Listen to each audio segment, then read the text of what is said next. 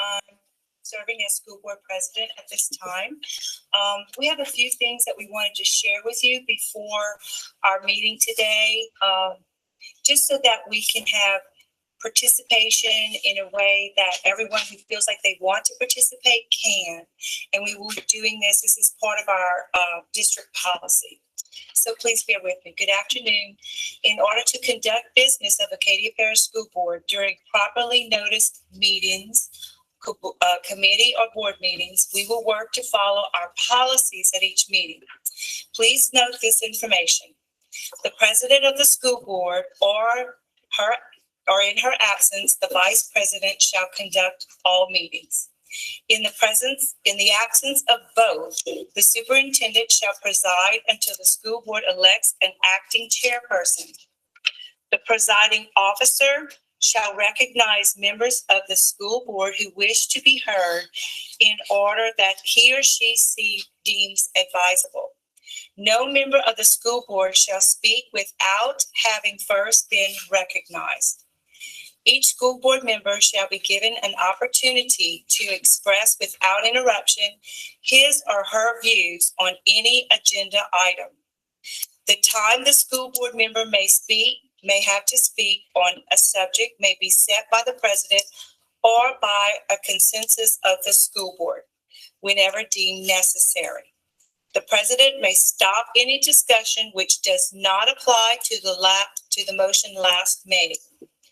Public participation in school board meetings shall be permitted during the public comment period with a maximum of 2-minute time limit per person or group. The president or the school board shall have complete authority to remove any person or persons who willfully disrupt a meeting to the extent that orderly conduct of the meeting cannot be maintained. For the public comment on agenda items, a public comment period shall be held before any vote is taken on an agenda item. Comments from the public shall occur after introduction of the item to be voted on and before any discussion by the school board members. However, a person is not entitled to take up business before the school board unless an item in which he or she is interested has been placed on the agenda on that meeting.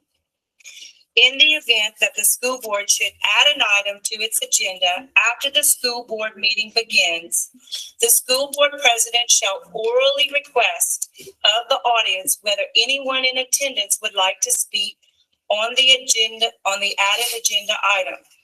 Each person indicating a desire to do so shall be given an opportunity to address the school board on each agenda item added. The school board shall delay deliberations on that agenda item until such time as all interested members of the public have had an opportunity to speak. Generally, each person wishing to address the school board shall be requested to fill out a speaker's form prior to the meeting indicating on which agenda item he or she would like to speak and be recognized by the president. The person shall be afforded the floor not to exceed 2 minutes. Each individual shall be recognized to speak only once per agenda item.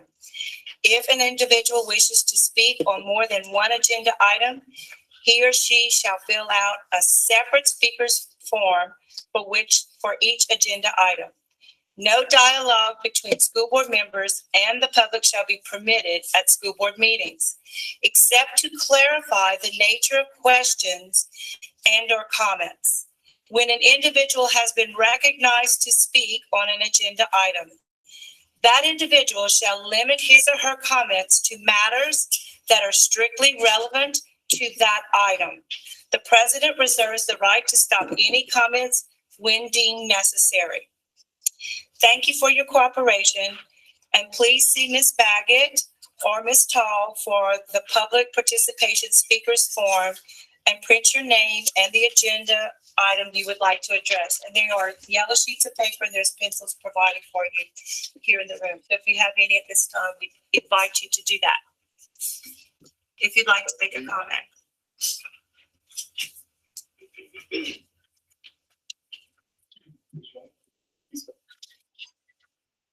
see.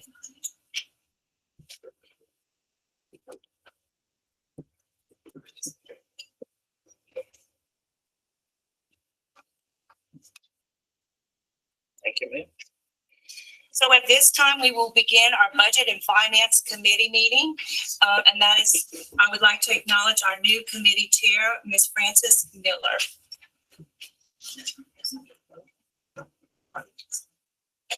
So they're going to do a roll call. And then we have a group that's here to do the prayer and the pledge. And you want to introduce them?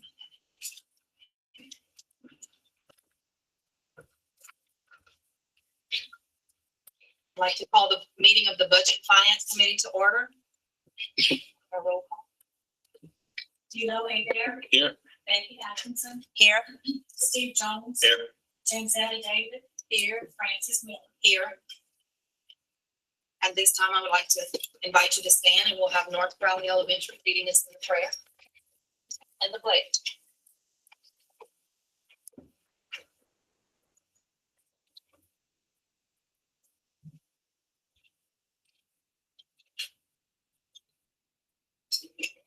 In the name of the Father, the Son, and the Holy Spirit. Thank you for allowing us to gather here today. Please allow an environment of peace, love, and respect in this meeting, that we may be on one accord. Bless us with your wisdom so that our affairs may reach a successful conclusion for our schools and communities. We ask these things in your name. Amen. Amen. And now the pledge. Y'all can step forward. Starting when you're ready.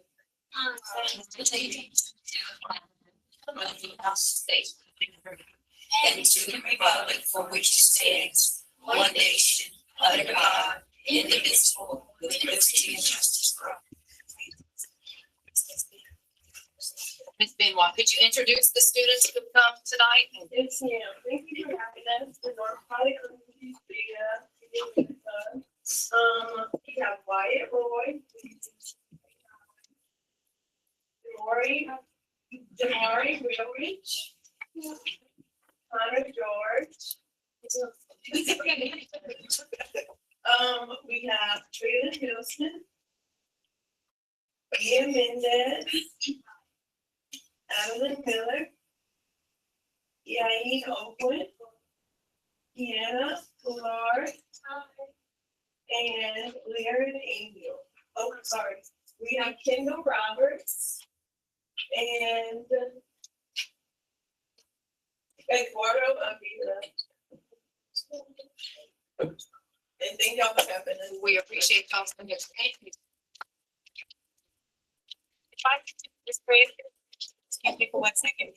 We want to ask people to silence their cell phones. We are, this is a live meeting that's being done over the internet or through Zoom. So please put your cell phone on silent. And thank you so much, North Crowley Elementary. We're so pleased to have you here tonight. This is why we're here, because of you.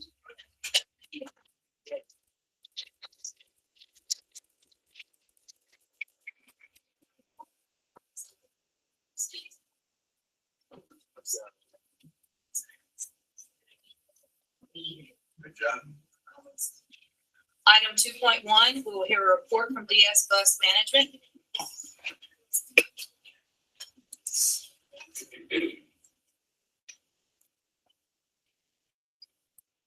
Good evening, I'm Brad Deal, contract manager for DS Bus South. Congratulations to all of y'all who have it. Congratulations to you for joining us. If y'all need anything, please don't hesitate to call. We're still hiring. The good thing about it is that every route has a driver on it, and it's been like that for about a week before Christmas. We're running pretty much at 100%. There's been a couple of days where a route didn't run in the afternoon or in the morning. Fix it. Hopefully going forward, we can build on that momentum and have 100% every day, or close to it, for the rest of the school year. We do have 5 drivers behind the wheel at this point. We have one that should test out sometime this week. We've been on scheduling with our third party tester. Our safety meeting was on January 11th, and I think the last time we talked, I'm not sure if all the new buses have been distributed. They're all out there. They're working fine. Got all the kinks out of them. And that's really all I have for y'all. If y'all have any questions or concerns for me? I'll now introduce you to Corey Gagnon. I think he's going to talk to y'all about some other information over there. He's our vice president. One of our Well, my name is Corey Gagnon. I'm a senior regional vice president for DS Bus 7. Mr. Richard kind of has asked me to come in and kind of explain a few things about some of the things that happened with DS Bus. There was a purchase and sale, what was thought to be a purchase and sale between Beacon and DS Bus South. However, the case is still remaining as owners of DS Bus South. So there's not a lot of mix up or change as far as the people and the product that you'll see. That's pretty much going to stay exactly the same. So it's like a stock option purchase. But it does help us bring some new cool stuff to the fleet of your buses, which is pretty great stuff. We're going to have tablets on the bus. We're looking at those late spring to early fall.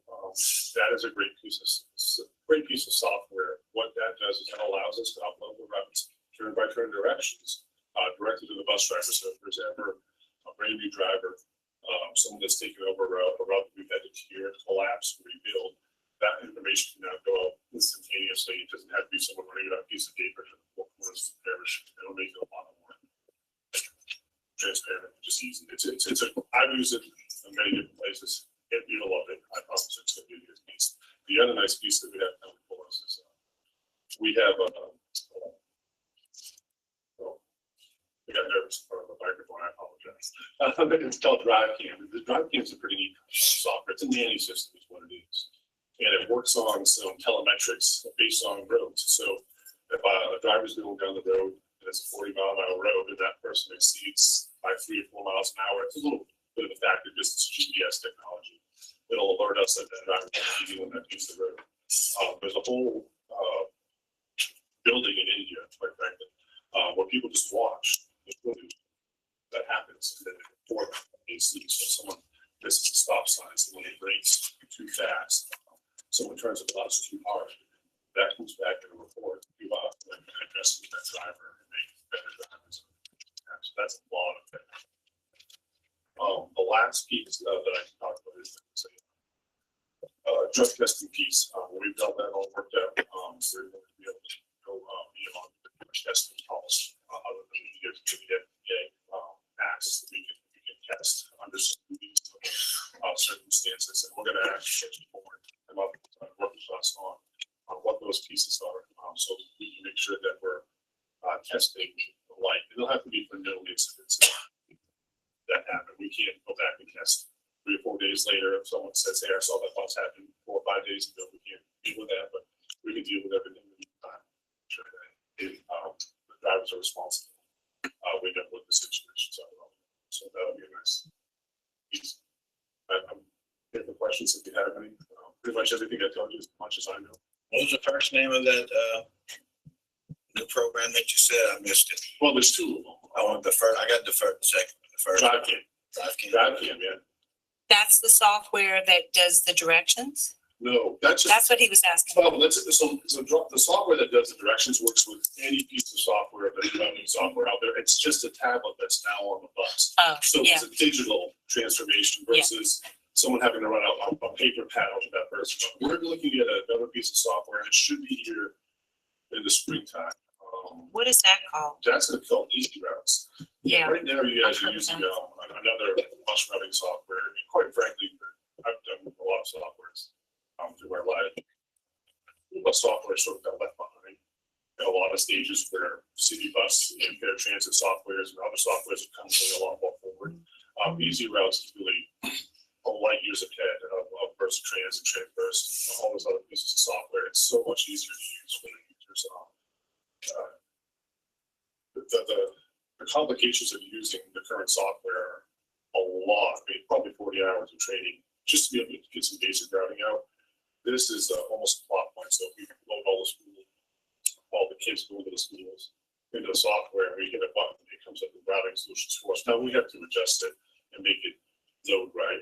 There's still some human factor that has to be, but you're talking about something that's 100% human factor going down to like 15% of touch, which is kind of be great. It's a lot more stuff that you can get done on the fly, and a lot more routing solutions out there. Especially as pieces of your city might age out population, but we still have buses going for those 1 or 2s. We can move in more creative ways to figure those things out. Thank you. Yeah. Thank you. Okay, thank you. Thank you. Have a good day. Item 2.2, review the budget to actual comparisons on the general fund and all special revenue funds.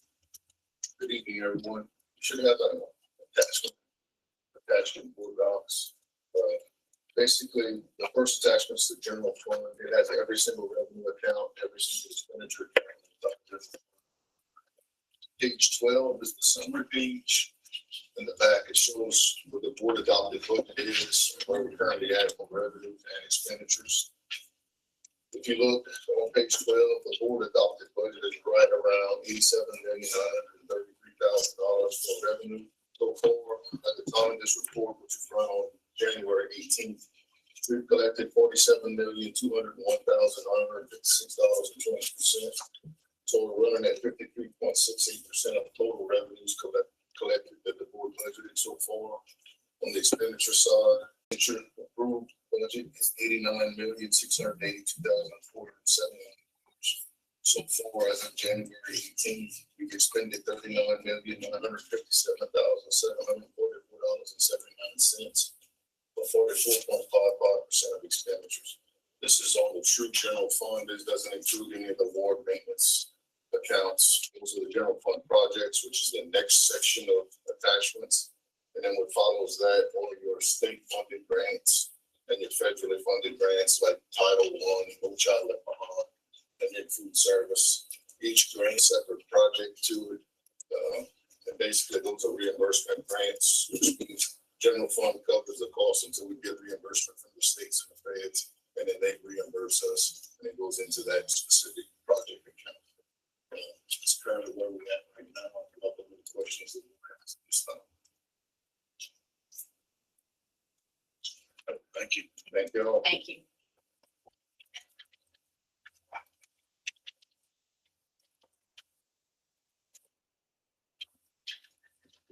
Item 2.3, consider the adoption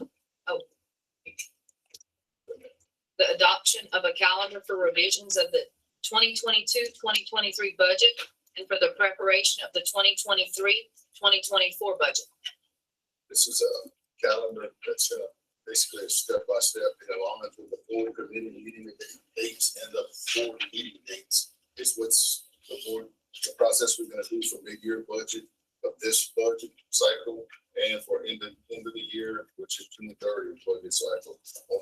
In addition, it's going to provide you with the dates for adoption of the 2023-2024 board adopted budgets. And this is, the calendar does some legal requirements. You have to do a public meeting. You have to announce a public meeting. You have to basically advertise in the official journal so many days prior to this calendar meets the legal requirements for the board to adopt the budget. So moved. A second. It's been moved and seconded that we go with that calendar. Is there any discussion by board members? Any discussion by members of the audience? Okay, so Again, thank you. Thank you, Johnson. are there any objections to the motion? If no, the motion passes. Item 2.4, consider advertising for and conducting a salvage sale on March 16th, 2023 at the APEC building. So moved. A second. Okay, Can you tell me who made the motion? Mr. Jones. Mr. Jones. Seconded by Mr. A Hickman. second. Madam Chair, Yes. if I could explain a few comments please. about the agenda item. It's been past practice each year to have a salvage sale on equipment that is no longer usable or deemed surplus by the board and the schools. It's been quite a while since we've had a full-blown salvage sale for a number of reasons. We had the pandemic, we had and have had construction of the new child nutrition freezer right in front of the warehouse where the salvage sale will need to be conducted. We feel like by asking you all to approve this item tonight, that by March 16th, we can have things tagged and ready to go to conduct a formal salvage sale. And we ask for your approval tonight. Okay, so it's been moved and seconded to have the salvage sale, conduct a salvage sale on March 16, 2023 at the ACAD building. All in favor? Aye. Any opposed? Any comment from the board? Comment from the audience? Okay, so the motion passes. Item 3.1 is adjourn the meeting. I move to adjourn the meeting. I'll second. Okay, so Mr. Jones. is that first?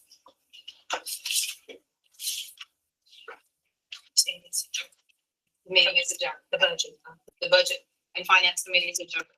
Learning my job. At this time, I'd like, Good. thank you, Ms. Miller. At this time, I'd like to recognize Ms. James Etta David, who has willfully accepted committee chair for personnel.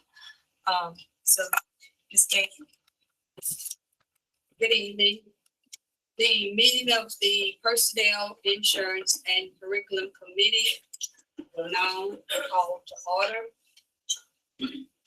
Madam Secretary, call the roll. Thank you, Atkinson. Here. Ivory Short. Here. James C. Buckham. Wilson C. Martin. Yeah. James Etta Davis. Here. Students are not here, but again, we would like to thank Dr. Crowley for the pledge and the Pledge of Allegiance. We're going to 2.1. Hearing discussion on school participation at board meetings. Madam Chair, Madam President, members of the board, members of the public that are here tonight, staff, in recent leadership meetings held here at the office with President, Vice President of the board, there was discussion regarding how to, or a process for us to have more student participation, not only at committee meetings, but at full board meetings. What we've been asked to do is prepare a schedule for you of our committee meeting dates and board meeting dates. Those should be coming around. And there's a form that we would ask that you work with your school leaders or communities, constituents, to receive input from your respective district or ward, and follow the simple steps on the form to get recognition of students or staff from your respective areas at the beginning of each committee meeting and board meeting. And I'll be glad to turn it over to Ms. Atkins, President Atkinson, to discuss further. What we'd like is if you would like to choose a month to do, that would work for you. Let us know as soon as possible so that we can be planning to take care of those months. Maybe you could do 2 months, just depends on however many you want. But we'd like to have all our districts, wards, and everybody represented. And I think we were trying to figure out how we could get all the kids in a whole year. Yes, ma'am. It does work, and we can start over again for each board member to solicit participation. In the month of October, we should be able to start going back to some of our schools that we've asked to help. If there's a specific month you'd like, just let us know as soon as possible. We'll take care of that. Is there any questions about that? What we're asking is that you would go with the numbers. pardon. Why don't we go with the number beside the district? Start with that. So District 1 would do February. Is that what you're saying? Yes. And District 2 would do March. Correct.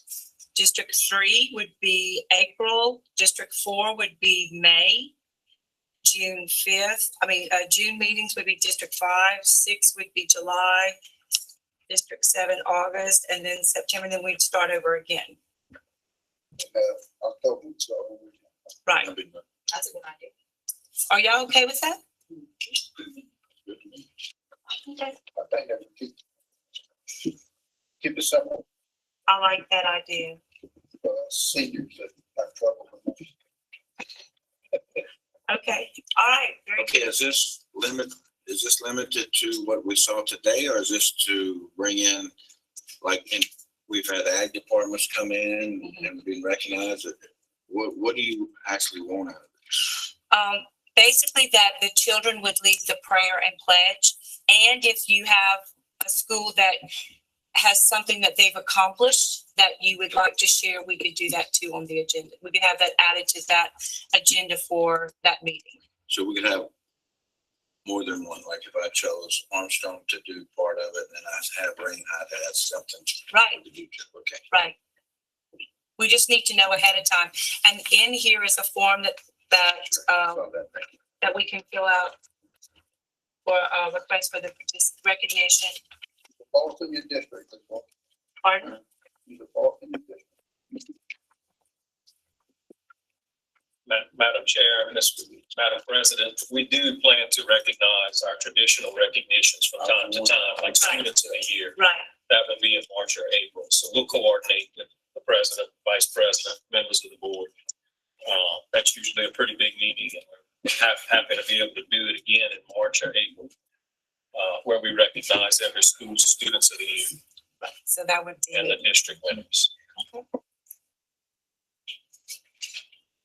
In addition to any other options y'all want to see. 2.2, receive update on Head Start. Madam Chair, members of the committee, members of the board, members of the public, you have an attachment that's part of the agenda for personnel, insurance, and curriculum. That is a monthly standard report that updates the board on basic activities of our Head Start programs at our 4 sites. Policy Council of the Head Start operation met on the 19th. Thank you, Ms. David, for participating and being our liaison in that capacity. The next agenda item on personnel deals with an annual federal requirement that we have an impasse policy, which outlines, since we are the fiscal agent of the program, it clearly delineates who's responsible for what, should there be a conflict, and there needs to be resolution between the Head Start operation and the school board as the fiscal agent and the federal Department of Health and Human Resources that operate Head Start. That's a standard item. We're working on the refunding for next school year for 23-24, despite the fact that there's a 5-year contract basically with Head Start and the federal government for us to be the fiscal agent and to house Head Start. Each year, there needs to be a funding request similar to our budgeting process, where budget projections are made and numbers are nailed down for the upcoming school year. And they continue to bid out, just as we are doing right now with federal funds from the American Rescue Plan and ESSER funds to address capital outlay projects and repairs at the schools, at the Head Start centers. That pretty much concludes the report. Mr. Richard, was that a part of 2.3? I would suggest that we go ahead and address 2.3 as a separate agenda item. Yes, ma'am, where we'll need to take action. 2.3, receive recommendation and consider approving of Head Start internal dispute resolution impasse policy 2022 to 2023. Madam Chair, members of the committee, just as I mentioned before, each year we update and ask the committee and then subsequently the board to approve an internal dispute process, which is a basic requirement of conducting the Head Start program, because it's funded solely by the majority of it is funded by federal funds. This is a routine procedure. The director for Head Start is here tonight. Mr. Terrio is here tonight. If there's any specific questions on this internal dispute resolution policy, we ask for your favorable approval. So move that. Second. Okay, we have first and second, all in favor? Aye. Second.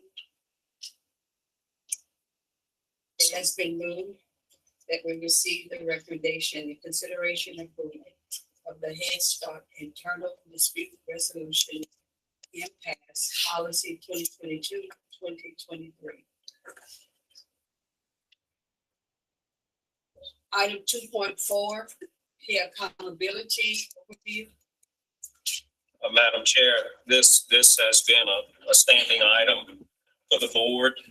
If you all recall, when school performance scores and letter grades were distributed on November 16th last year in the fall 2022, we sent this out electronically to all board members, along with a press release to the local news stations, as well as the Crowley Post-Signal, our official journal. In that correspondence from the superintendent's office to the board, there was a notation that at a future board meeting, we would get more into detail and have a presentation for the board at a meeting, in a formal meeting. And that's what we're doing tonight. And we welcome any questions or any concerns or comments. There's also hard copies provided to each board member in the legal size manila folder. At this time, I'd be glad to turn it over to Ms. Carol Tall, our Executive Director of Curriculum and Instruction, and Ms. Holly Frugier, our Accountability Facilitator. Good evening, board members, and Ms. Frugier and I would like to thank you for the opportunity to come before you this evening to discuss the accountability results. First, I'd like to start by saying through the hard work and dedication of our students, families, and all of our staff and faculty, Acadia Parish has overcome many challenges, as you know, since 2020.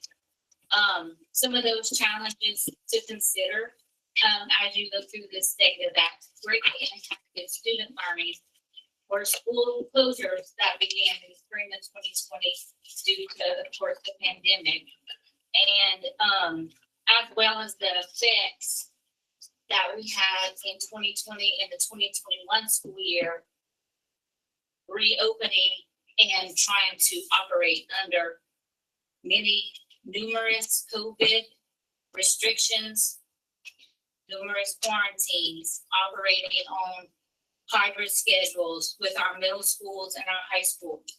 Fortunately, we were able to bring our pre-K through fifth grades back every day. But there was some impact on middle schools and high schools trying to function on a hybrid schedule. Also during that time frame, not only did COVID, we had 2 school closures from hurricanes as well as the ice storm. So 2020-2021 school year was really very bumpy as far as the amount of time that kids were in the classroom receiving instruction.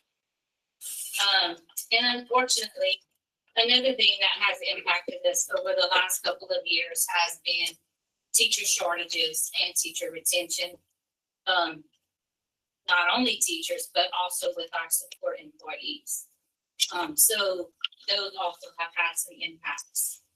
However, with all of that said, and with the amount of hard work and the tremendous efforts of everybody in the school district, and all of our students and every stakeholder in this parish, the district was able to maintain an overall district letter grade of a B. In fact, our performance score paralleled that of the State Department school performance score. We were also able, with our assessment index, to grow 1.8 points from last time we had a school performance score. Our high schools earned a letter grade of A under the Strength of Diploma Index, as well as the Graduation Rate Index, outperforming the state average in those areas. So we are very proud of those accomplishments. We are also proud to let you know that half of our schools show growth in overall school performances scores, with 5 schools earning a letter grade of A and 10 schools earning a letter grade of B. 85% of schools in the parish had at least a letter grade of an A, B, or C, as well as 81% of our schools received the progress letter grade equal to an A or a B, with 76% of those earning an A. So with all of that said, and all of our challenges we had, I do think that Acadia Parish did do some tremendous growth. We also would like to recognize our top gains honorees. In order to be there you go. In order to earn this distinction, students must show exceptional student growth on end of year assessments. The progress index must be 90 or higher, and the school cannot be labeled as an urgent intervention required for any reason. So I'd like to announce those schools as Branch Elementary, Central Rain Kindergarten, Egan Elementary, Esserwood Elementary, Evangeline Elementary, Iota Elementary, Mermentau Elementary, Morse Elementary, and Martin Pettijohn Elementary. Another recognition is opportunity honorees, in which schools receive this distinction when they demonstrate excellence in educating students in our subgroup populations, such as students with disabilities, English learners, and or economically disadvantaged. And as you know, those are the kids with the most significant challenges. So I really commend and I'm very proud of the schools that were able to show some growth with those subgroups. Those are the hardest groups to try to get some growth out of and some progress out of.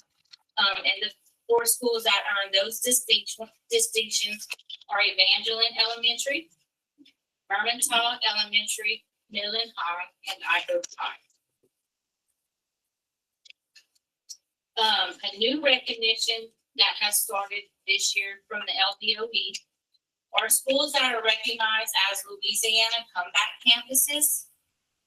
This honor is earned when schools increase the percentage of students that are scoring mastery and above, while decreasing the percentage of students that score unsatisfactory in both math and ELA on the statewide assessments compared to 2019. Only 41 schools in the state of Louisiana earned this distinction, and we're very proud to announce that Church Point Middle School earned this great distinction, and they were recognized by the State Department when we returned from the holidays.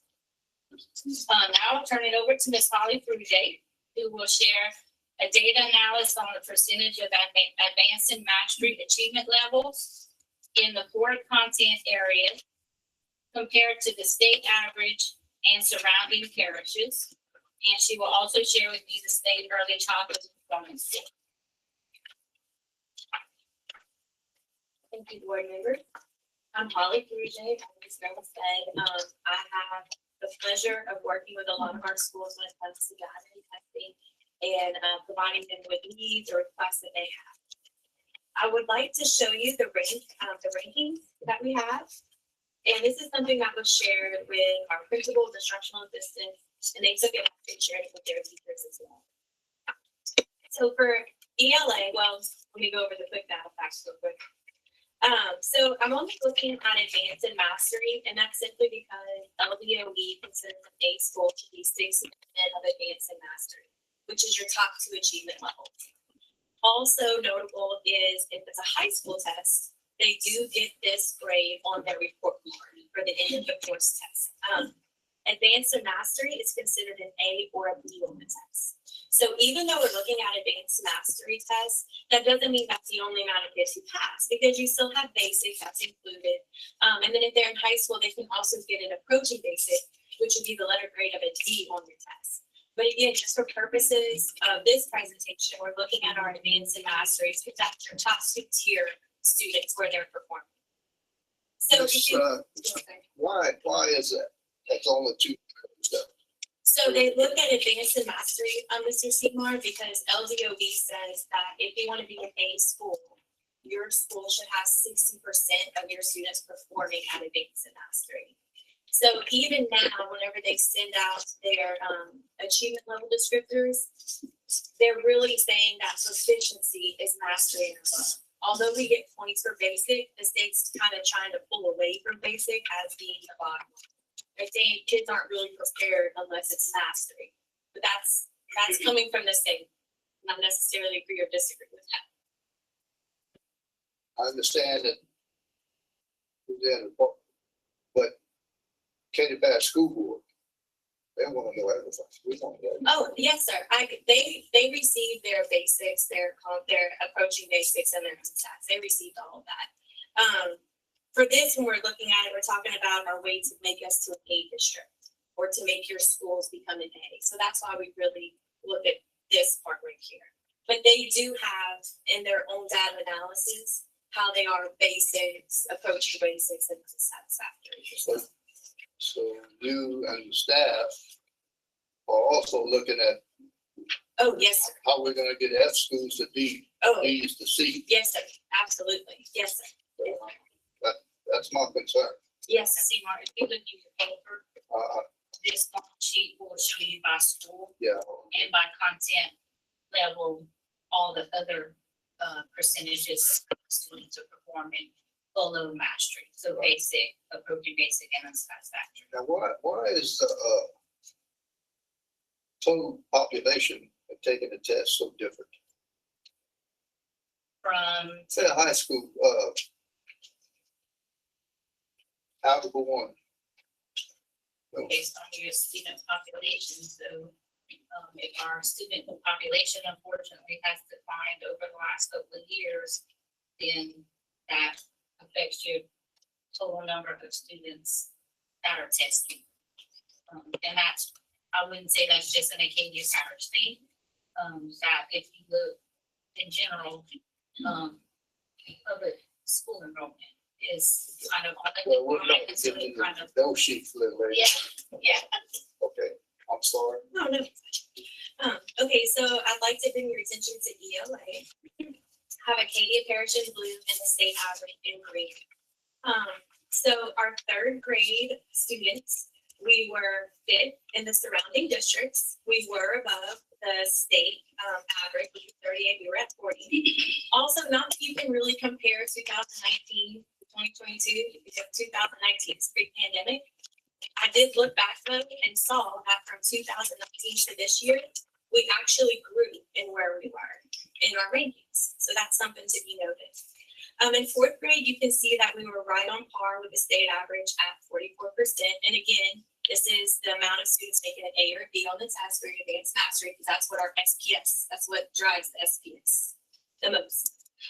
Fifth grade, you'll see that we have third graders. They were in the, not third grade, fifth grade, we're in third place for the rankings out of the 9 districts above state average.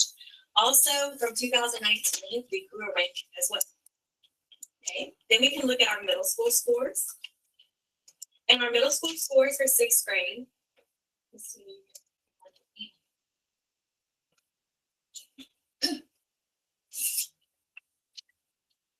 Okay, for 6th grade, they were on par with the state. So we were both at 38% of our students scoring advanced and mastery. For 7th grade, we were actually second in the surrounding districts at 52%. We were above state average. Ironically, this is the same exact ranking we had in 2019, pre-pandemic. So we were also second. Now, it's not the same group of students, but it's the same grade level, possibly the same teachers if you're looking at it that way. In 8th grade, we were third. Again, just letting you know that it was the same in 2019, the rankings were. What, we have to keep solid. Have y'all looked at why 6th grade is always low? As compared to 3rd, 4th, 5th, 6th, 7th, 8th, 6th grade is low. 5th grade can be high, 5th grade is low.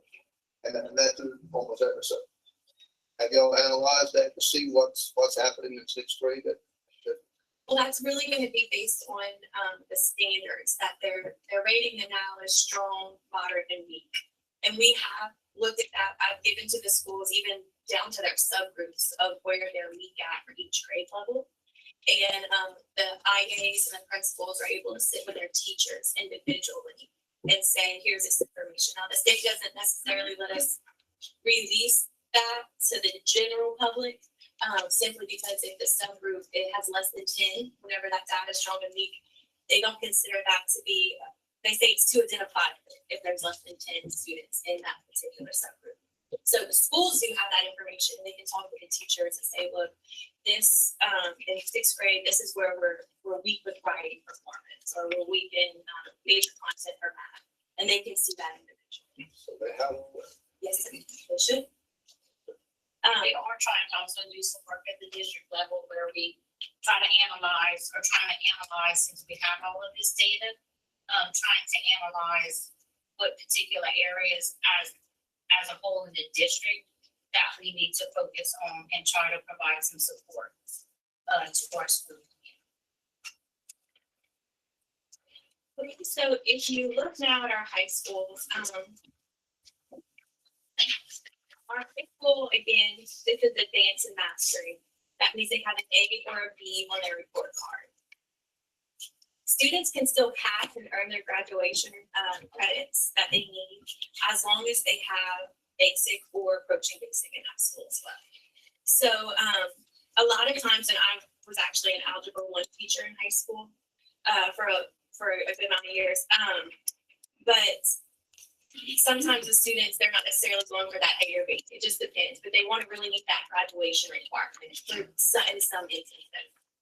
So if you look right here for English 1, you'll see that we are below, but we're at 39%.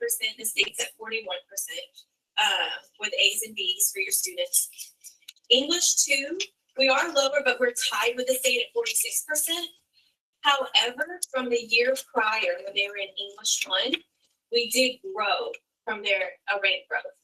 And that's to be commended for your English 2, because if you were in high school, you'll know that students only have to pass either English 1 or English 2 in order to meet graduation requirements, just one or the other. So sometimes we're seeing that when they pass English 1, they don't necessarily try as hard on their English 2 tests. But we did have a rank growth, and the students really did, they tried very hard on their English 2 tests.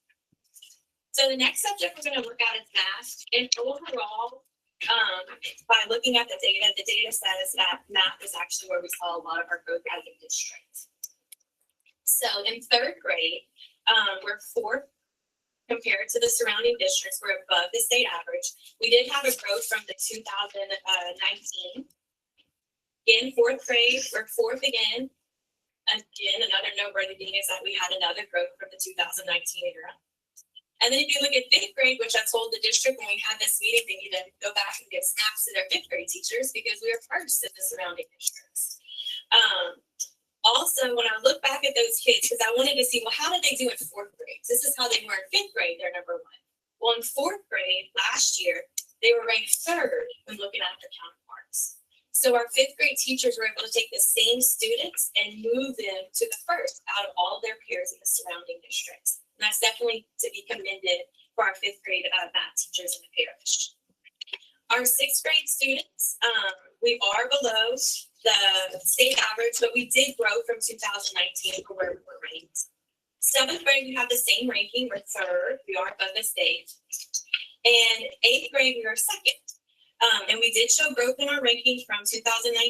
But again, since we're 2nd place and kind of higher, I wanted to see, well, where did we rank in 2021? Where were those same kids when they were in 7th grade?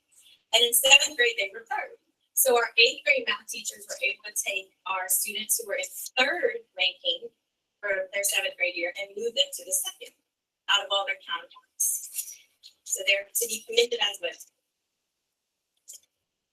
And if you look at our high school, again, we have Algebra 1 and Geometry. For Algebra 1, we are behind the state average. It is by 1%. For Geometry, this is the ranking that we struggled with the most. And that is at 24%. The state average is 28%. I look back at 2019. In 2019, it was 28%. So now in 2022, we're 24%. So it's only 4% decline, but it is still a decline. So what y'all think about the geography that we are like what we want? We're thinking about, meet together in February to meet with all of our math high schools to go through where we find there are some weaknesses that they need to follow up in the geometry area. So that's scheduled in the next couple of weeks, so that way they can work with their school. And I would like to say in that this is only the A's and B's students. We did have some high schools who didn't have any failures in geometry. So all the students passed their test. They met their graduation requirement and they made either an A, B, C, or a D on the test. They didn't need it. But this is really just focusing on the A's and B's again because of what the state's on. So even though it's a 24%, that doesn't mean it's 24% passing. It's just 24% for A's and B's. Because again, we did have some excellent work with geometry and some of the teachers at the schools. One question. Yes, sir. When did y'all receive this data? This data was released whenever their test scores were by LDA, so probably around November. In November. In February, we're gonna meet, I don't have the exact date in my head, but we're meeting at the first. and they're testing And it does again, take a little bit when? It does take a little bit of time to aggregate that data and try to figure out where we have to go and try to get that path to where we can recognize where those weaknesses are in the curriculum and try to present that material to our faculty and staff. And geometry is tested again when? So, well, I mean, we have April. our April. April. When these things come out, do we have any staff that will sit with principals and they are working on that, and then we are also doing, this is our second year that we are doing geometry and algebra 1 boot camp. That did not become available until last year. So we are also right before testing, all of the students that are taking algebra 1 and geometry will be going through boot camps, like a few days right before the test, so that they can practice on test taking tips and kind of gear them up for when the test happens. what I was saying? I would think and I would hope that you get this test data and you would see someone scores a 24 and something. I would be at the school the next day sitting with the principal, say, what you think? What went wrong or what you think happened? Or do Just get your opinion. I've been there right away to find out. For science, now 2019, science was not tested officially. It was a pilot year. So whenever I was looking at the rankings, I kind of looked at it from last year just to see where we were falling. Third grade, we're fourth. We are above the state average. Fourth grade, we're 1% above the state average. Fifth grade, we did hold the same rankings for science as last year, and we are above the state average. Sixth grade, we are at 21%, so we're a little behind the state average at 23. Seventh grade saw a lot of good success, and the seventh grade was teachers were able to take those students and bring them to the first out of the 9 around the districts. Also, if you're looking back at those students as sixth graders, they were ranked 4th back then. So the teachers were able to take them from being ranked 4th all the way to increasing our numbers of A's and B's to be first out of the surrounding districts. 8th grade, we did see a growth in where they were last year. They're above the state average at 31. And we're kind of neck and neck with the other districts as you look at that. Even though we're 4th, Jeff Davis for million, they're 34% A's and B's. Lafayette is 32%, we're 31%. Again, it bothers me when y'all got this data. It showed a pattern of 6th grade. Every segment, there's a lowest. And I was wondering what did y'all come up with the cost? All of our schools are going through, we have 13 out of our 26 schools, which of course are our schools that are the lowest performing schools, are all going through a 2-year process with the NIET, in which they are working as instructional leadership team and developing professional learning communities. Basically, an instructional leadership team is a member of 5 on the campus who dedicate an hour a week looking at their individual school's data, identifying where their weaknesses are in the data that they have from benchmark data as well as their testing data. At each individual school, they're identifying their weaknesses in ELA and in math. They're identifying their weaknesses, and all of their professional learning communities or their grade level meetings that we used to call them back in the day, all of their weekly meetings with staff and with teachers are focused on what that identified need is that they have focused on as a whole campus to try to grow their student performance. They are doing, as that instructional leadership team, they go in, they have their PLCs, they follow up as well as supports from the district. They go in and they do parent walkthroughs and observations in the classrooms to in fact see what we talked about in this PLC and what we identified as our need. Are we seeing that happen in the classroom every day? And if not, they're readjusting every week what they need to focus on and readdress and guide their staff. We have our central office supervisors that are assisting, the federal program facilitators, and the lead teachers are all assigned to those schools to help support, as well as we have Ms. Owens from the State Department. So we are working. We're not waiting till that data comes out. They did that early on based on their scores from last year, as well as their beginning of the year benchmark data. They were identifying what did they need to work on at each individual school. So what I'm doing at Church Point Middle is going to look different than what South Crowley is doing or Ross might be doing, because it's based on what their individual need is. For some schools, that might be our teachers aren't grasping well how to annotate lessons and how to build that every day in front of the classroom. That might be one of their focuses. So it just depends on what strategy or what area they feel they need to work on cohesively at the school level. So there are supports there. Does every school do that or have that? Not right now. Our focus right now is on our struggling schools and trying to help build their performance. So, I mean, we are doing things. I don't think we're sitting around just like not doing anything, but we are working on things. We're in the school daily. They're doing that every week. Making sure this is happening. Every week they are in the school. And sometimes those POs, sometimes those ILTs are at 7 o'clock in the morning. Sometimes they're at 3:30 in the afternoon.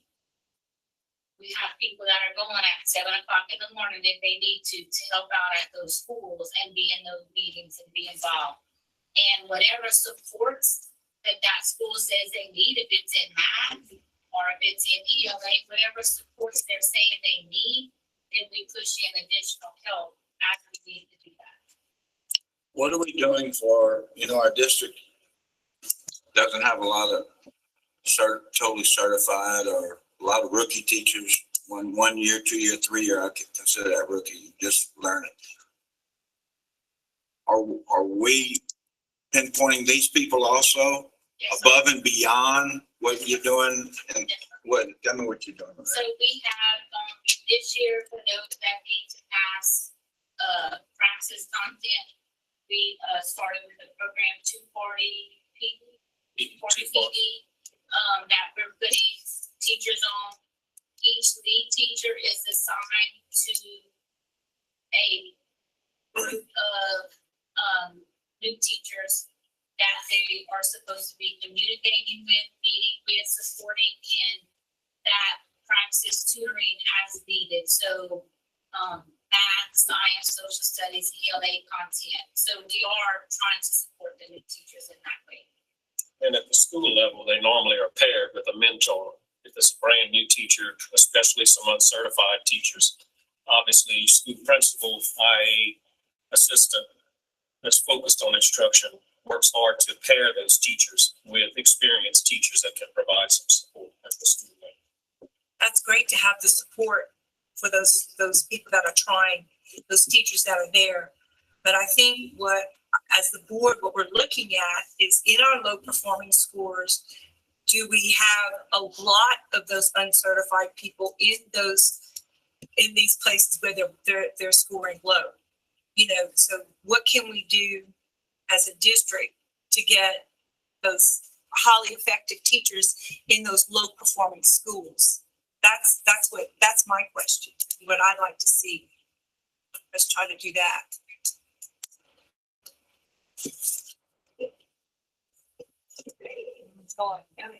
Thank you.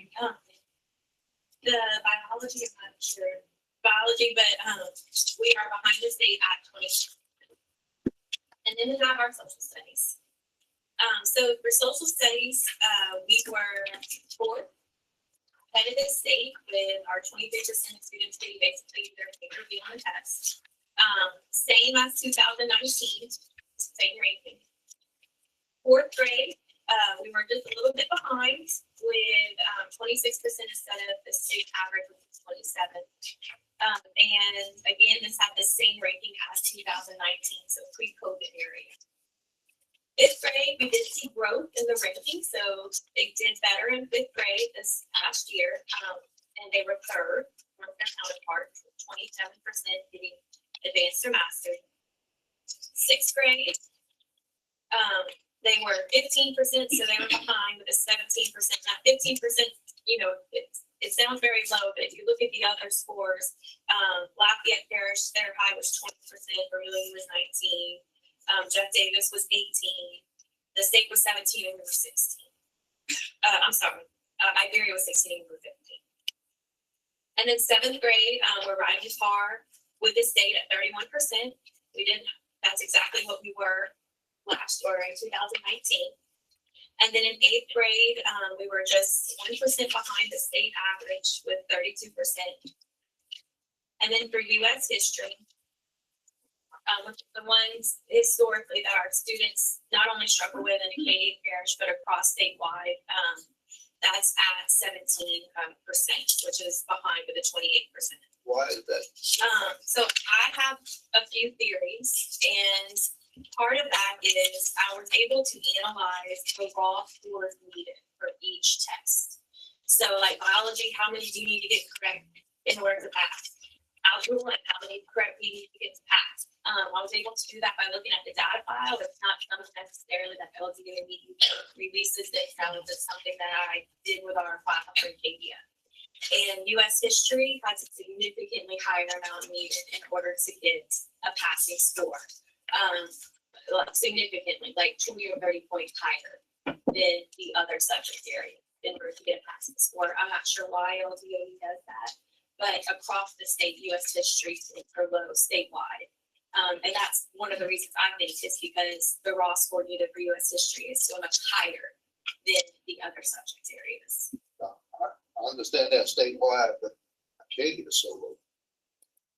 I don't know, just in speaking to students, after they experienced the U.S. history, they struggled a lot with the rigor of the newer tests in U.S. history.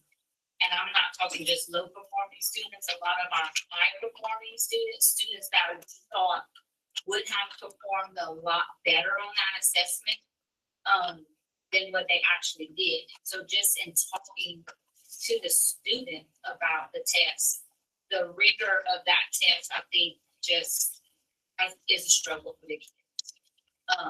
That's what that test compared.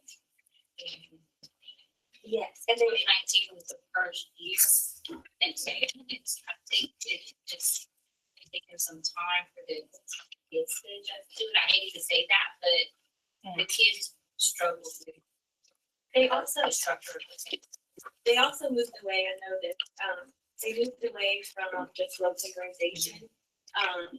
Even from when I was in high school, it was just, here's what you have, you just kind of spit it out. Instead of asking those questions, they give the students sources, and you can see this on their practice test. They have sources that now they have to go in and what do they mean by this source? So it's a lot of inferences, not just in US history, but actually in all of social studies. I was at IA in South Crowley for 3 years prior to coming to here, and the biggest shift that we had was our social studies.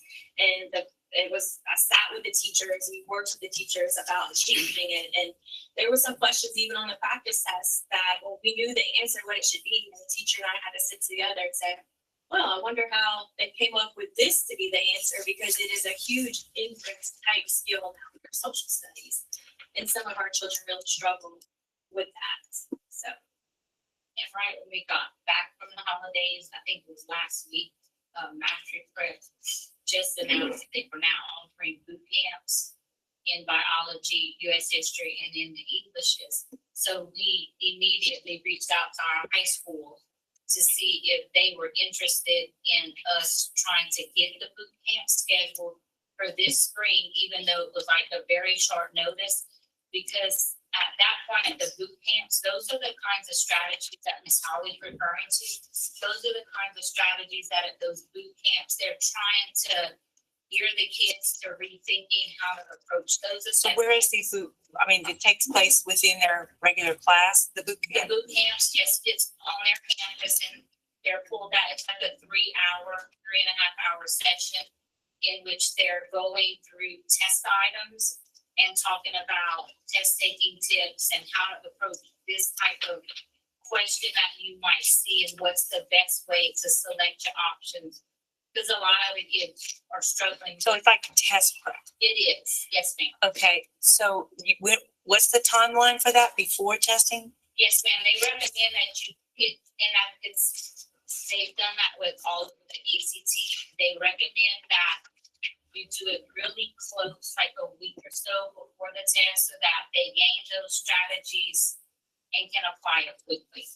That's the research behind how they roll out the boot camps. as the testing coordinator, also, they turn in their schedules to me, and part of the scheduling guidelines is if you have this boot camp, to schedule it within 1 or 2 days of the boot camp. And all the schools are able to do that.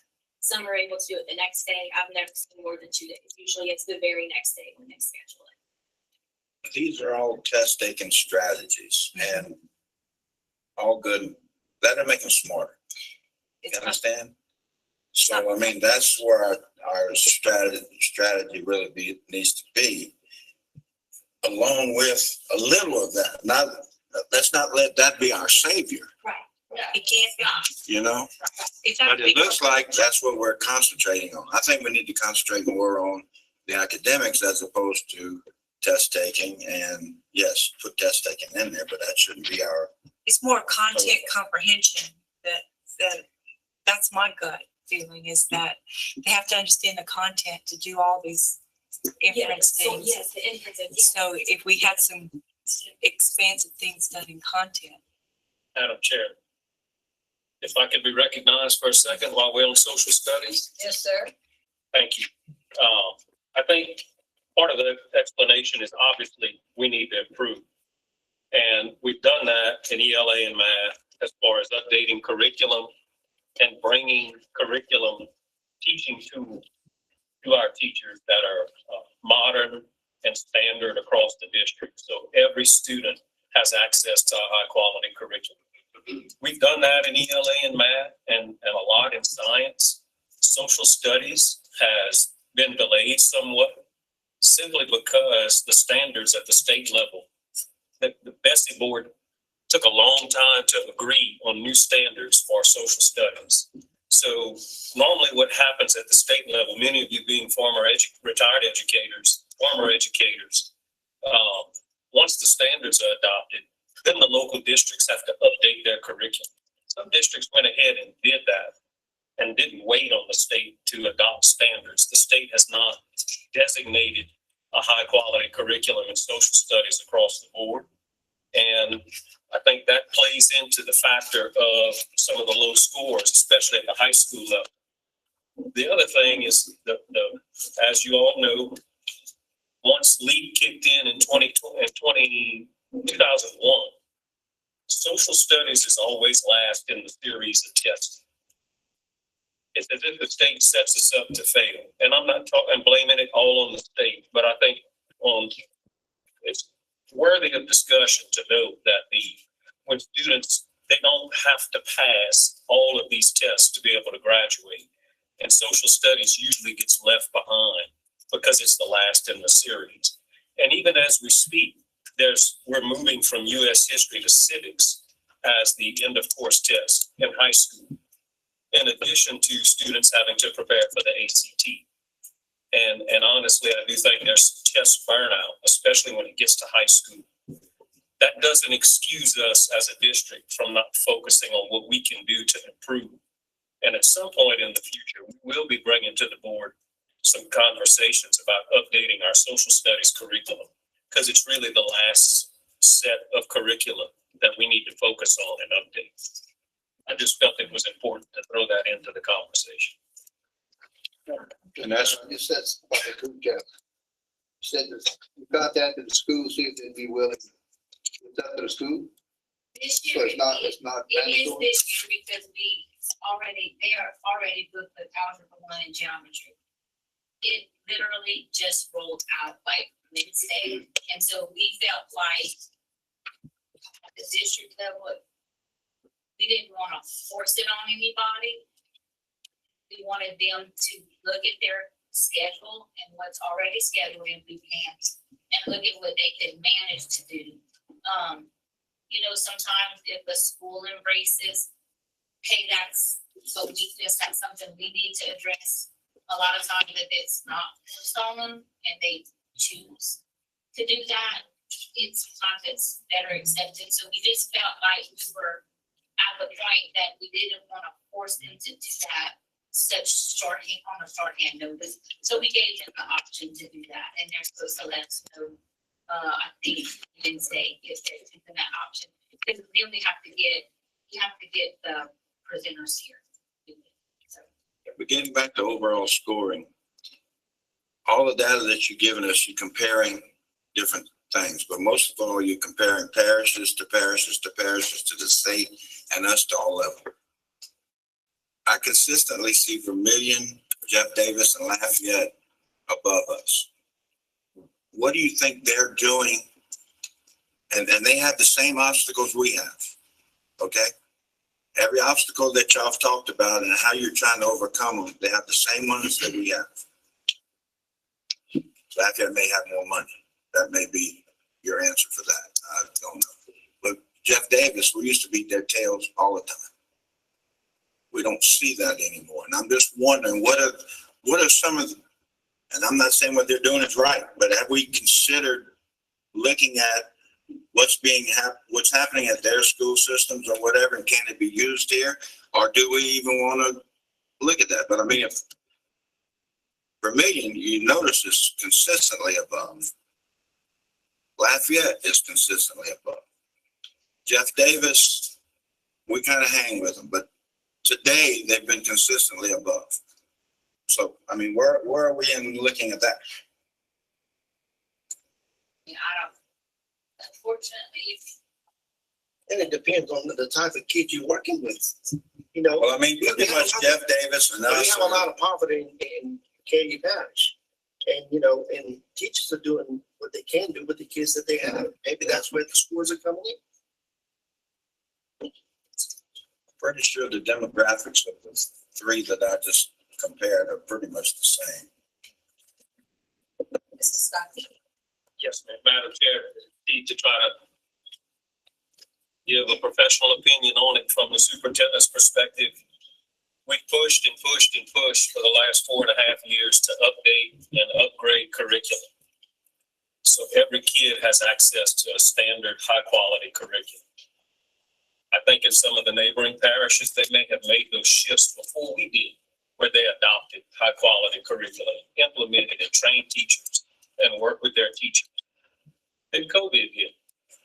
So we had a pause there, right in the middle of curriculum implementation in ELA and in math in regards to Eureka Math and adopting the state mandated curriculum.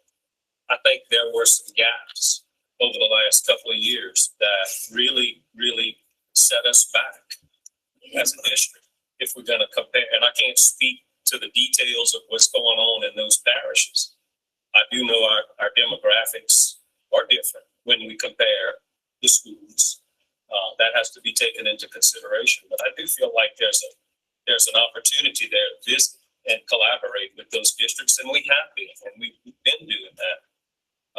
And we all share the same challenges, but absolutely, we definitely can dig deeper into what those parishes are doing to try to get to raise student achievement in our parish. But I do think it's sort of a perfect storm when the pandemic hit and we were trying to implement and standardize and upgrade curriculum in our parish, not only in ELA and math, but in all subjects. And as I noted before, social studies, there's still a very, very big need to update curriculum and teaching strategies in those areas.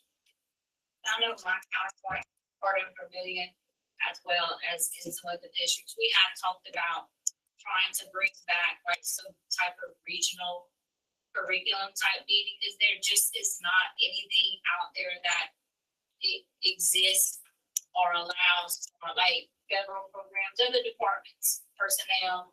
They get together regularly and they talk about the challenges in curriculum, in personnel, the challenges they have with type of programs. That has not existed in the curriculum arena for years. And so we've had some discussions just amongst ourselves about trying to resurrect those things, like just on our own regionally, to be able to talk about, well, what programs are you using? What are you using that's working well? To try to just collaborate and talk about the pros and cons of what's out there, or some things that we might can learn from each other. The last piece of data that I have is the rankings of our early child literacy. It's not that big.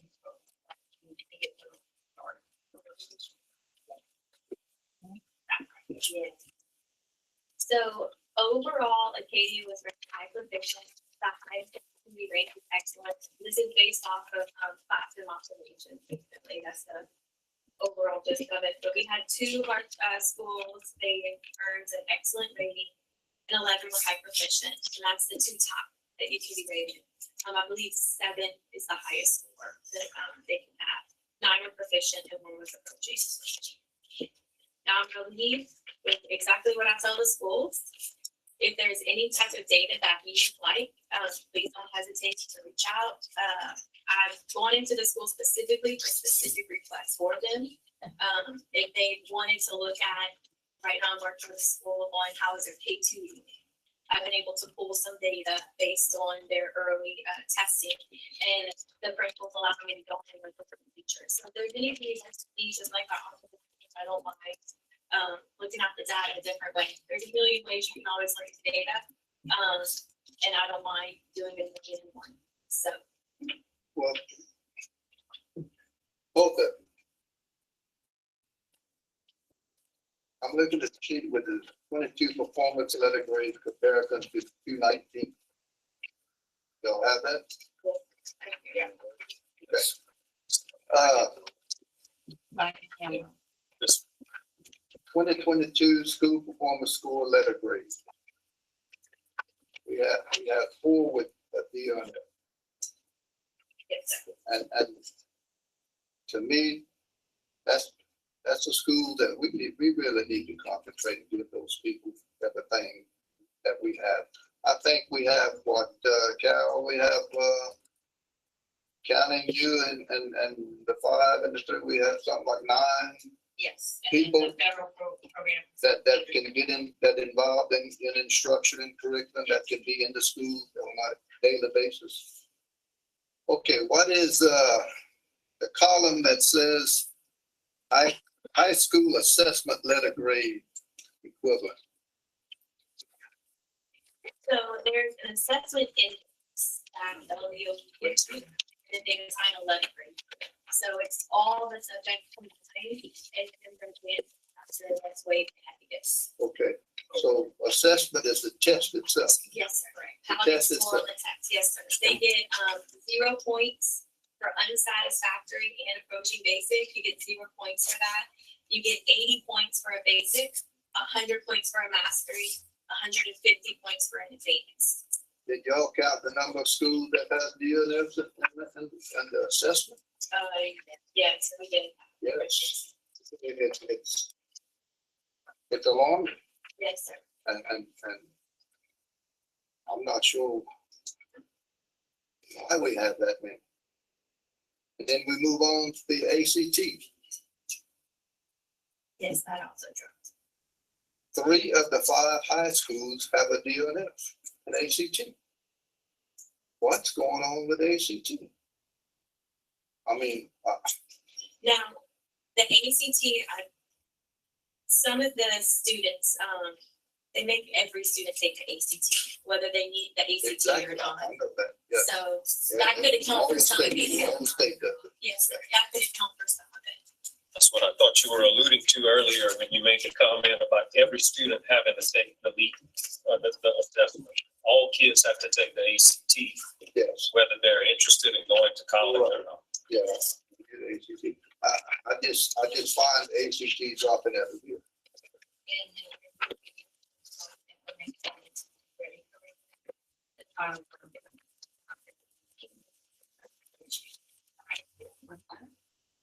So we are working on that. Our January, our high school. And it's really good to try to put some things in place to get that out of Really few assessment grades and only 22 performance scores. We have 4 schools in the parish with below 60. And then we have 4 or 5, 90 or above. We have one school, Egan Elementary, that scored 100. That's unheard of. We have heard nothing from about that. You know, that goes unnoticed. That should have been some kind of way recognized. Egan with 100. And Miss Francis is sitting there, and Egan has been #1 in this parish for about 6 years in a row, I believe. And I'm wondering, and Evangeline is almost it's 1 point behind the 100. And I'm wondering if teachers are sent to these schools to see what these teachers are doing and how they're doing it, and how they're teaching, or what's going on in there. And y'all can take back these other schools and say, look, this is what we're going to start doing. They have not seen any teachers from another school. And I think that would be good. We used to do that when I was principal. We used to do that all the time. I still don't think it's the teachers. Do what? I don't think it's the teachers. It's the students that they're teaching. I know what you're saying, but I'm telling you, as hard as our teachers work, there are teachers that need help in every single school. It's not the teachers, it's the students that they're teaching. I don't Guarantee that's the problem. understand what you're saying, but I don't blame everything on the students. We have to be able to provide. We cannot reach every student. I know that. I've been in this long enough. But we have to try to reach every student. We have to do what we have to do to reach this student. I may do something different than you to get you to learn something. But that's part of my job, is to figure out what's needed. And that's why I think, I know a lot of the overall is students, but I really think we need to focus on, I had weak teachers that Evangeline, and I'd send them different places. And if they didn't measure up, they didn't stay. And I think we owe this to our students, to put the best person we have in that classroom. And it just concerns me when I see these grades, that I'm just, to be honest with you, I'm not satisfied with the whole thing. I'm really not. I think we need improvement. We need to start giving more attention to our school. I'll let you go, Howard.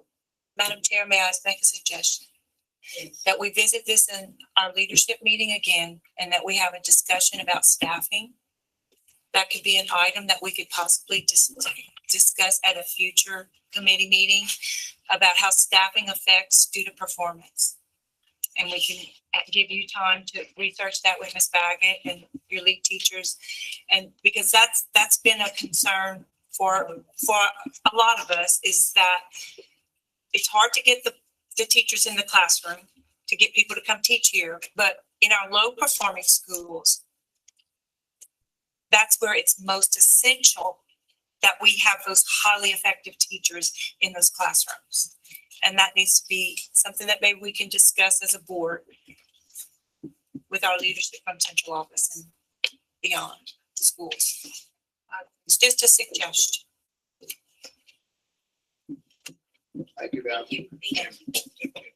Thank you, Ms. Holly and Ms. Carroll, for that thorough report.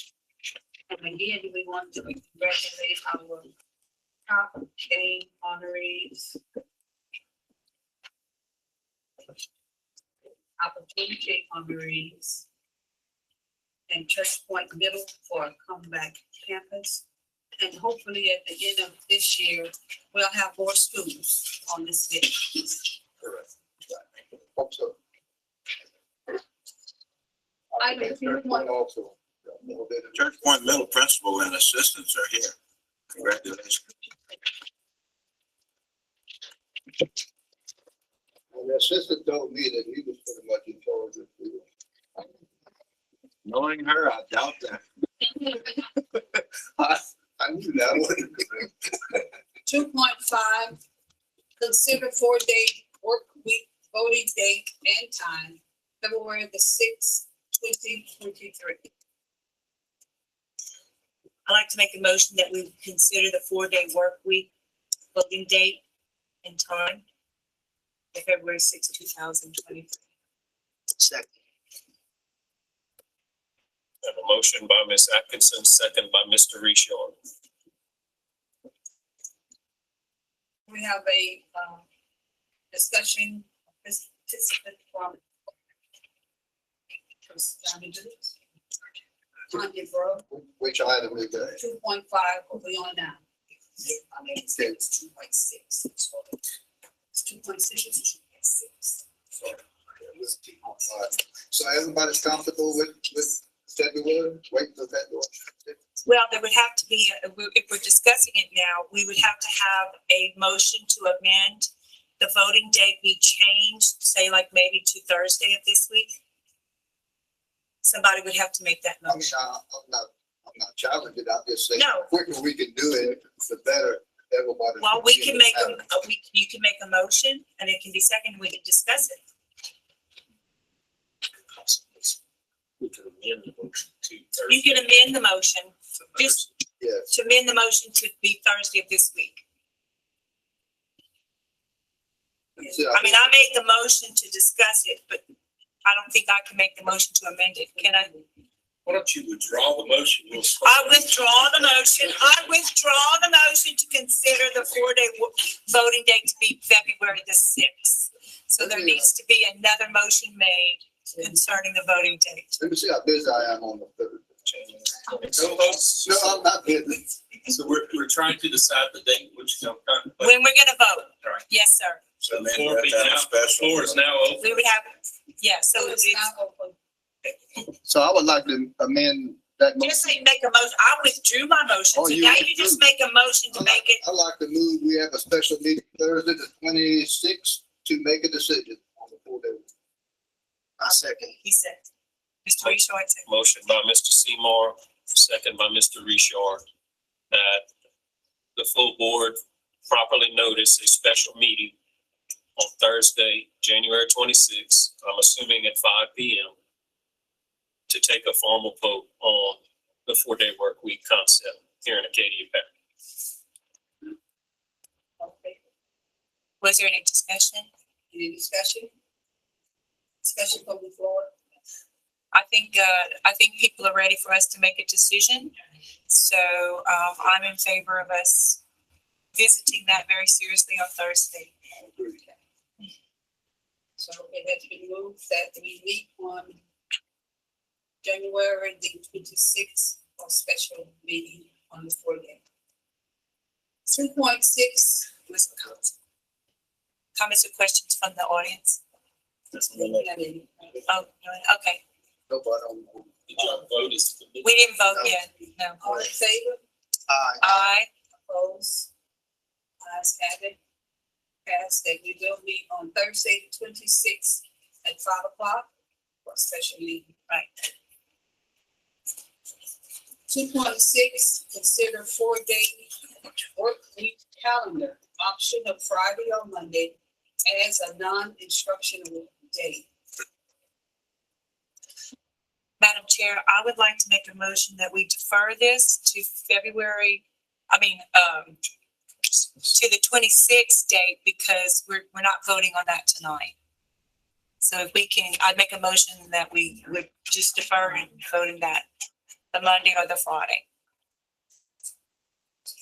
Do it all the same day. So we just wait for this. Well, you can, I have to be second if we're gonna just, Second? is there a second? Just for clarification, Madam President, I think your motion is to defer this item Right. tonight. If it gets a second and it moves forward, then there would be no discussion on this item tonight. It would wait till Thursday night. Is that your desire at this point? No, I think we need to hear. No, I think we should hear it. no, if we want to discuss it tonight. I'm not sure if that motion accomplishes that. I think we have to allow public discussion, That's right. specific and germane to the Yeah. items. If she gets a second, then we have public comment on whether to defer. Yes, sir. That's what I'm trying to clarify. Right. Not that I don't want to. It's not just discussing which day, Friday or the Monday. If there's no second, then it fails. It fails. Correct. So it fails. So now we need another motion to discuss this tonight.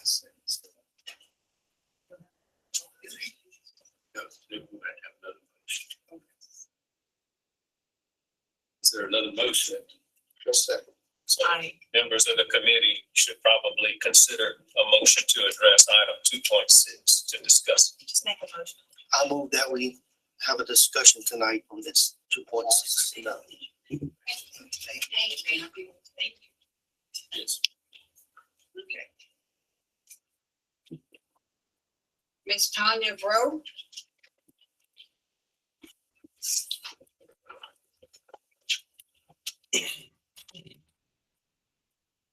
Although I did ask to be last, but guess I'm up first.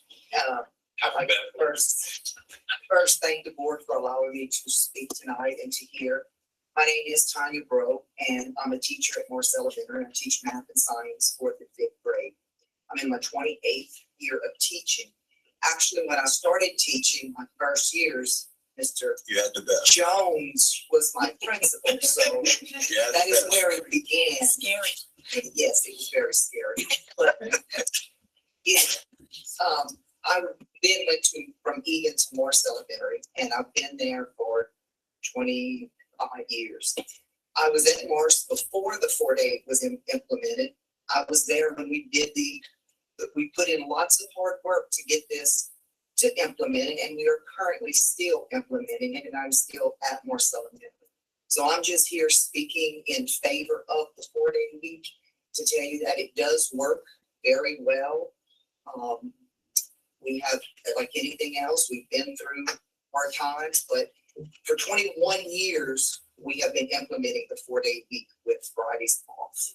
And I would like to ask the board for your consideration to consider a 4-day week with Fridays off. I know that there's been talk of, well, the doctor's offices are closed, and we've heard, we could sit here and debate this all night. But I do know from our standpoint at our school, we've pulled all of our student excuses, absent excuses. And we have contacted each one of these doctors that we have received. 100% of them are open on Fridays. Some of them are only open till noon, but they are all open. In addition, we have many urgent cares around that are open a full day on Friday. So as a parent, as a teacher, we all know that we don't schedule when a child's going to be sick. When our child's sick, we'll take them to the doctor any day that they're sick. So for us, Ward 5, it has worked, and it's worked beautifully. For 21 years, we've been doing the 4-day week with Fridays off. And I just like to ask your consideration, to please take that into consideration to continue for something that's been working. Thank you. Thank you.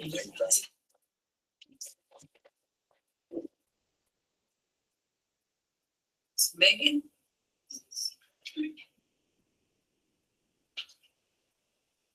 Hello, everyone. I'm Megan Steele. As she just mentioned, Morse Elementary kindly called all of those clinics, and they were 100% open on Fridays, as well as my clinic. I'm the director here in Crowley. We're open Monday through Friday, 8 to 8, Saturdays and Sundays, 8 to 5. I will be glad to see any of the children, any of the staff at any time. So the dentist office, the doctor's office being closed on Fridays, that's no, essentially. As far as the games and spirit attire on Fridays, I'm less concerned with that because Midland has been having off on Fridays for over 20 years now, and they've never had issues. They play on Fridays. I'm more excited about the fact that when there's an away game, my kids will not miss school on Friday. That's what I would be much more concerned with. Another point that was made, I went back and watched the video so that I would have my stuff together, was mischief occurring more on Fridays.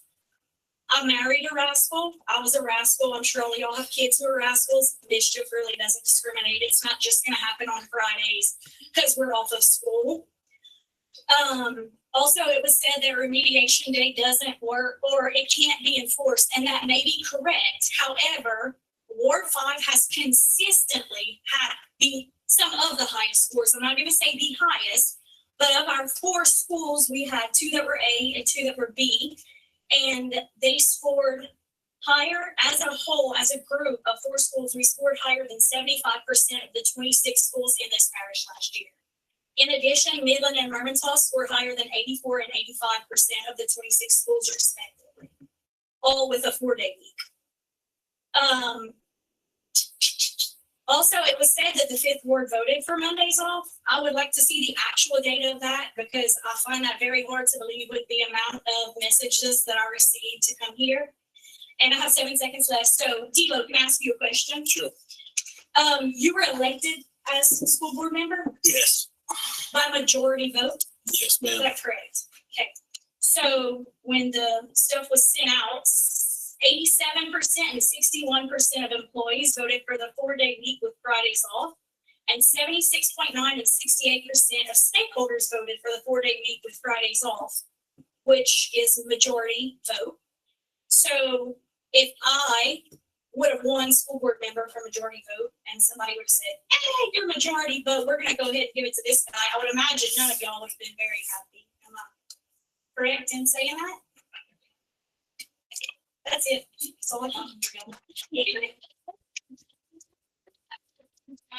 anybody needs any. Mr. Phillip? I was supposed to be 2.5. I'm sorry. That's all right. 2.6. Want to discuss anything? No, ma'am.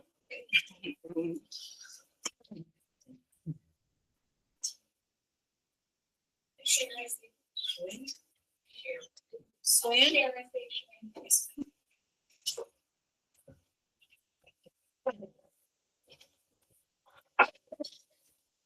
Good evening, board members. Thank you for the opportunity to speak. I'd like to speak on the 4-day week in favor of the Fridays off. I am a 2006 graduate of Middle High School. I currently have 4 children in your school districts. They attend Morse Elementary and Middle High School. 4-day weeks have worked for us, as the others have said, for 21 years. I'm a big favor of if it's not broken, don't fix it. I can't name all the statistical things that they have said, but you were all voted in the seats that you sit in today by constituents, and your constituents have voted. Therefore, it is in my personal opinion that you should follow suit with their opinions and their votes. I am really and truly a ideal parent in your district because I play the role of a single mom for 14 days out of the month because my husband's job that he does. So I do scheduling. Fridays off has never affected me there. It has never affected my ability to find babysitter, my ability to get appointments for my children. It's just never been an issue. It's been a consistent trend in my life that we would be off on Fridays after the first 9 weeks of school. We were able to plan vacations around it. We were able to not miss school on varsity Fridays whenever my kids are playing in district at Midland or away games. I just really want to plead with you to all vote in favor of what your constituents have voted for. Thank you. Thank you. So,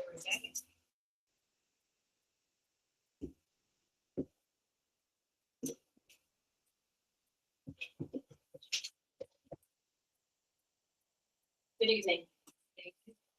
I want to settle the argument between the two of you. It's an issue of teachers and it's an issue of students. I would love to have the luxury of being an evangelist and going, you know what, I kind of got a weak teacher. So I'm just going to go ahead and say, you got to go somewhere else. And then you can pick one of mine and take them over there. And then I've got your weak teacher and I'll system them. Right, yeah. It makes a difference. Yeah. I would love to have certified teachers in my classroom. In fact, I'd love to have a teacher in my classroom. The last 2 years, I have a teacher that started and left, and then we got someone for a while, and pretty soon it's substitute teaching. So it is both. And no all-star teacher, deacon, or evangelist is going to come and fix my type person that is just trying to struggle to get through day to day. And then our students are, these are the 21st century students, and they need things that are very different from what you and I were in the classroom doing. Absolutely. It is not the same ballgame. I want to say I believe the 4-day work week, and here's why. I was in Iota teaching the 5-day week when Midland started the 4-day week.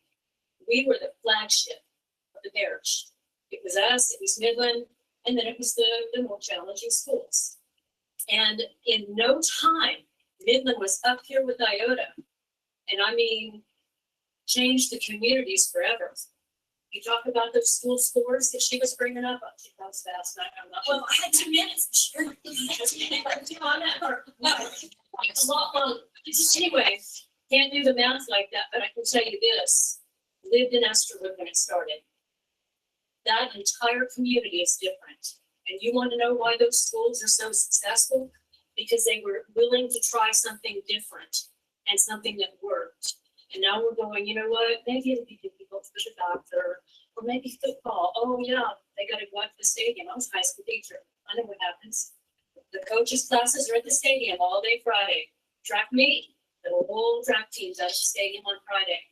Why are we making decisions because of the few, how many high school athletes do we have in our system compared to how many elementary and middle school students who don't need all that to happen on a Friday, and the quantity of students who actually are at one of those events on a Friday.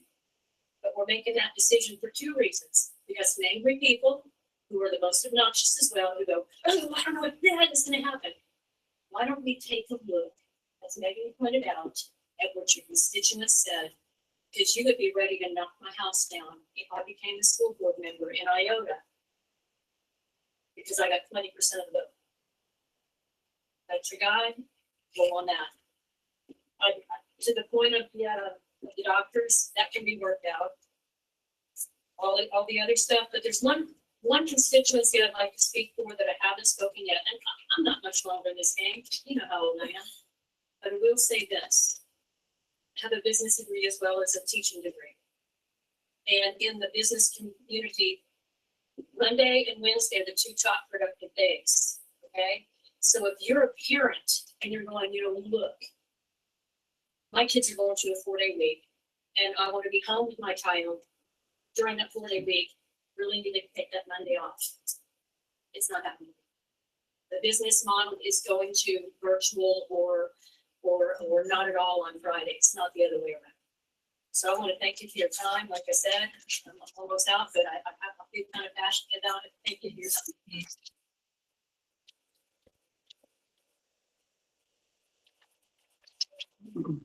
I'd like to make a comment. I just want to make the comment, visiting with the schools in my district, the absenteeism rate on Friday will exceed exceptionally if we go to school Tuesday through Friday. There's no one in this parish that goes out of town on Mondays, but they do go out of town on Fridays. And just like you said, the biggest thing about sports is those away games. We're not taking students out of class. They're already off. They can go wherever they need to go. They can take an 8-hour trip if they need to. It's not a problem. So I really think it's a good caveat for us to use, especially for our students. If we look at this for students, we need to look at it for students, because that's what we all here for is our students. So thank y'all all for attending and commenting tonight, because it takes a lot to get up here in front of this place and do this. So I really appreciate y'all. Thank you, Madam Chair. I also want to thank your comments as well. They were enlightening.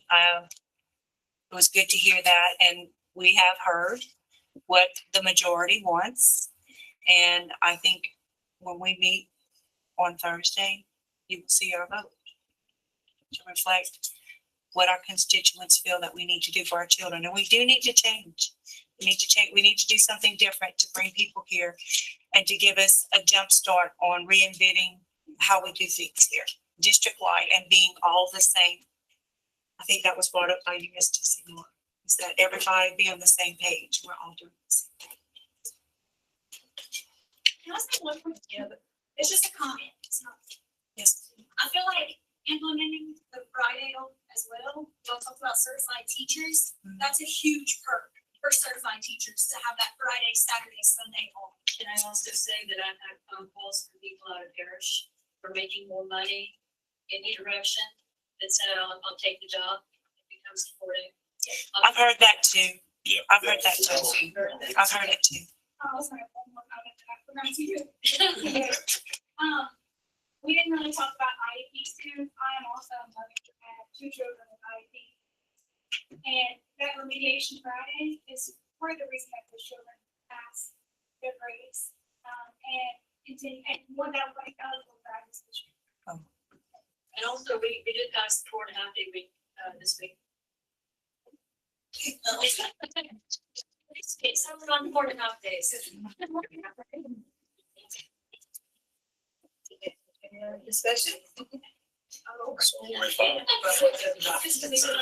Clarification, that's what I wanted to say. So They'll discuss. So we're gonna vote, consider it. so Thursday night, we're gonna vote on the 4-day week and what day of the week it's gonna be. Is that correct? Unless y'all choose to vote on what day of the week you want tonight, Tonight. because that's what's on the agenda. I'm not on the committee. So the committee votes to send it to the full board. So I'd like to make do we do that now, Mr. Kais? You may make a motion now, because the item is to consider. I'd like to make a motion that we vote on Friday being the off day for our 4-day work week if passed. To do the 4-day work week. That Friday be the day off. Okay. What do you? I make a motion that the Friday be the day off. The non-instructional. For the non-instructional day, for the 4-day work week. That would Friday off. So we doing that tonight? We make a motion Bring it to bring it, the committee makes a motion that has to go to the full board for approval. Why don't we say, make a motion to select the Monday or Friday? To bring that to the full board on Thursday instead of tonight. Go ahead, Mr. Guys. Yes, ma'am. The agenda item gives you the latitude as a board to consider tonight. And so a motion has been made to choose Friday as the non-instructional day.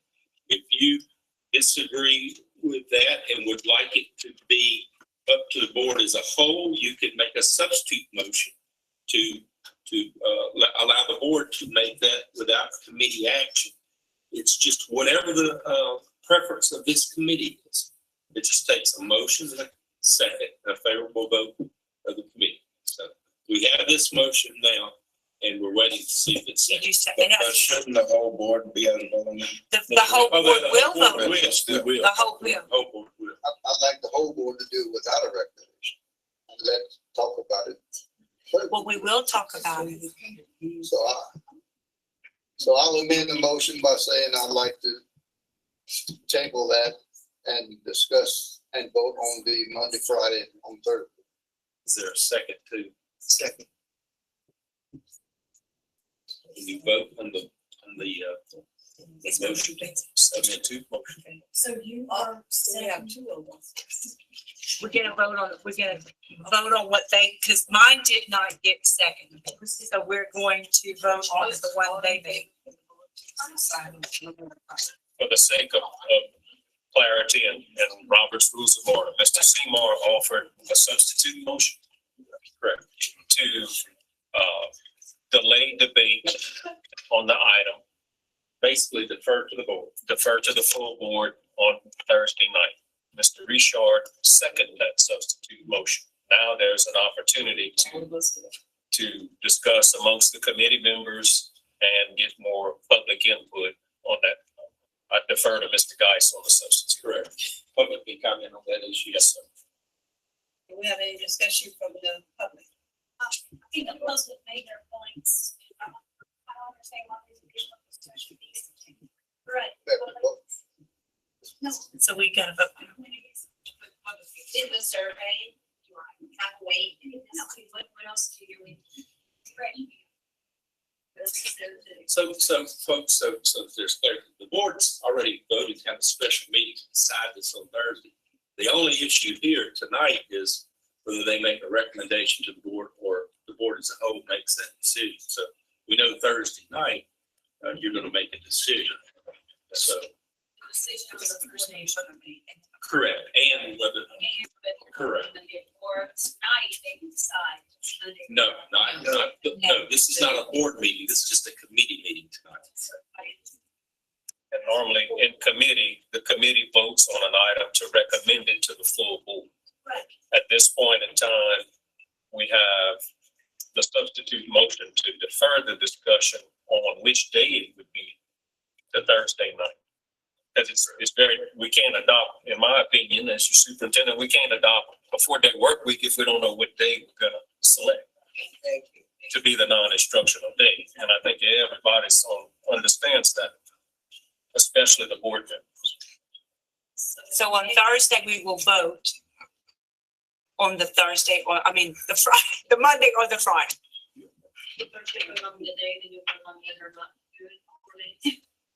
We're gonna vote on the 4-day. We're gonna see if to have the 4-day passes on Thursday. We're also going to vote, if we vote on this now, we will choose on Thursday, the Monday or the Friday. Is that correct? Yes, ma'am. So the item still is on the table. Right. For the committee to consider. Right. Right so now. we moved in second, so we need to vote on it. So it's been moved and seconded. Moved by Mr. Seymour, substitute motion. Moved by Mr. Seymour, second by Mr. Ike Richard, to defer a recommendation from the Personnel, Insurance, and Curriculum Committee on which day would be the non-instructional day until Thursday night at the full board. As I understand, is that the intent? Like, we're not making a recommendation. So I think if there's discussion amongst the board members, that is pertinent at this time, that the public has expressed their opinion. The members of the committee have the opportunity to speak to that if they so choose. Maybe do we have any discussion?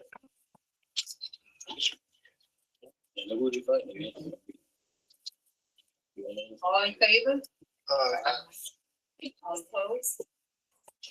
Ayes have it. On Thursday, we're gonna discuss the 4-day and also what's gonna be the Monday or Friday. I move with adjourn. Second. Wait, before we adjourn, I just want to say on tomorrow, We could have y'all. our president will be celebrating the birthday. Oh, Ma'am? that's not fair. Before we, I just want to say that our president, Ms. Becky, will be, celebrating her birthday on tomorrow. Tomorrow. 68. Meeting adjourned. Yeah, that's adjourned. She won't tell us how. I'm born in 61. I know how old she is. Yeah. I know she was a baby. I'm a little bit younger than her.